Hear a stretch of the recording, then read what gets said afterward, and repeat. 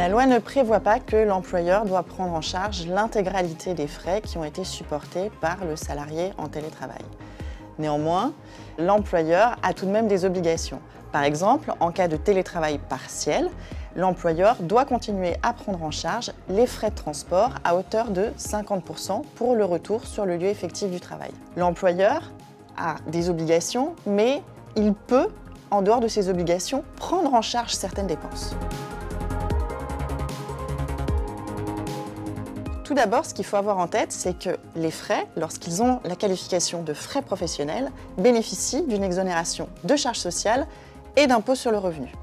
Alors aujourd'hui, les frais professionnels, dans le cadre du télétravail qu'on connaissait jusque-là, étaient gérés plutôt au cas par cas en fonction de la dépense engendrée par le salarié.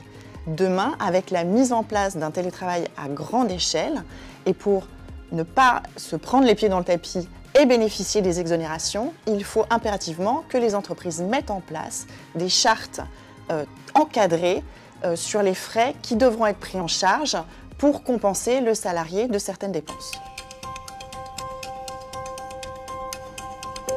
Il existe un cadre réglementaire aujourd'hui, il date de 2002.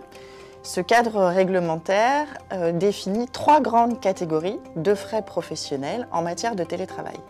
Les catégories sont larges et il n'existe pas de liste exhaustive.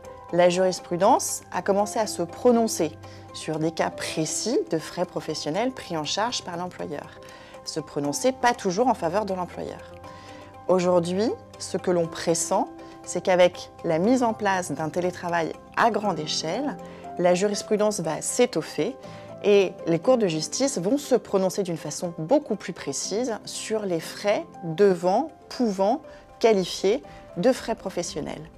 Notre recommandation, c'est pour les entreprises de réfléchir d'une manière prédictive à la rédaction de leur charte en matière de prise en charge des frais dans les cas de télétravail. Le risque, c'est le redressement des cotisations sociales pour l'employeur, mais il est également pour le salarié par le redressement de sa base imposable et donc un supplément d'impôt à payer.